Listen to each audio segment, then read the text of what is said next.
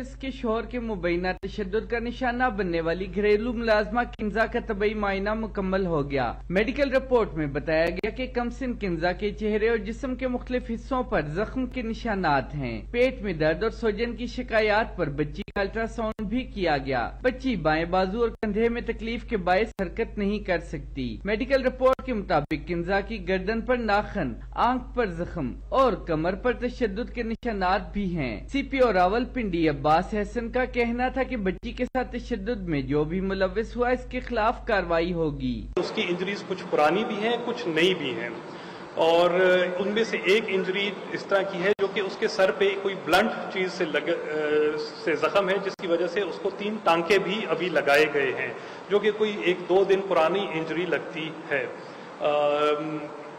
اس کو مزید جو چھوٹے چھوٹے بروزز بھی ہیں پورے جسم پہ مختلف حصوں پہ، اور ڈاکٹرز اس کو مزید بھی ڈیٹیل اس کا ایکس رے بھی کریں گے اور مختلف جو ٹیسٹ کریں گے اس کے بعد مزید ڈیٹیل رپورٹ ہمیں دے سکیں گے۔ انہوں نے کہا کہ تفتیش کے بعد پتہ چلا بچی کے تشدد کا واقعہ پولیس کو رپورٹ ہوا تھا۔ غفلت برتنے والے ASI تھانہ ایئرپورٹ کو معطل کر دیا گیا ہے۔ بچی کو سمندی سے واپس لا کر طبی معائنہ کرایا گیا۔ جو ASI ہے جس نے یہ ساری بات واپس آ کے تھانے میں بھی نہ رپورٹ کی اس کے اوپر کہ کیا ایشو ہوا تھا اور کیا چیز ہوئی تھی، اس ASI کو ہم نے اسی وقت فوری معطل کر دیا ہے اور اس کے خلاف انشاءاللہ ڈسپلنری ایکشن بھی ہم لیں گے۔